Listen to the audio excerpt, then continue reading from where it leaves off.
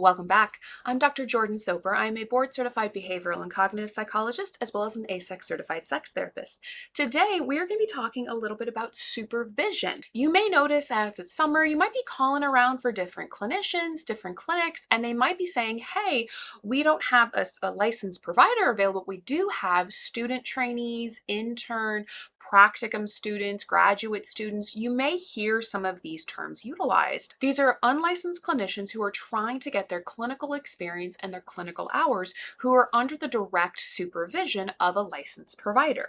This can be a licensed psychologist, this could be a licensed LCSW, master's level clinician, but is a licensed provider who is overseeing their training and their caseload. Getting clinical hours is a super duper vital part of what we do throughout the training process because we cannot get licensed, we cannot complete our training during our clinical programs without getting clinical experiences.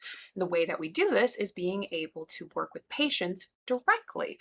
At least in the psychologist land, or at least during psychologist training, we begin it usually around our second year of our graduate program.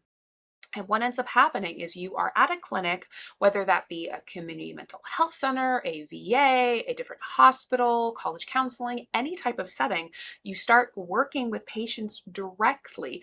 And then you meet with your individual and or group supervisor that is overseeing your training.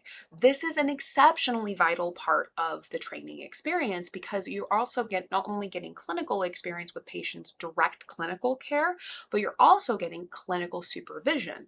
This is something that I take super duper seriously. Speaking as someone who's had both wonderful, absolutely stellar clinical supervisors and also some pretty dang terrible ones. Clinical supervision is an absolutely vital part of your training experience. So really understanding what your needs are as a trainee, what your supervisor is expecting of you, agency regulations or expectations, your program's expectations of you, on top of learning how to actually be a clinician. This is why second and third year of programs is so exceptionally overwhelming, is because not only are you really just now learning how to be a clinician, this is like our beta test. How the heck do we even do this? You're also working with someone who is meant to be your trainer, your guidance, your supervisor. This isn't designed to be punitive, but unfortunately for many of us, we've had negative experiences.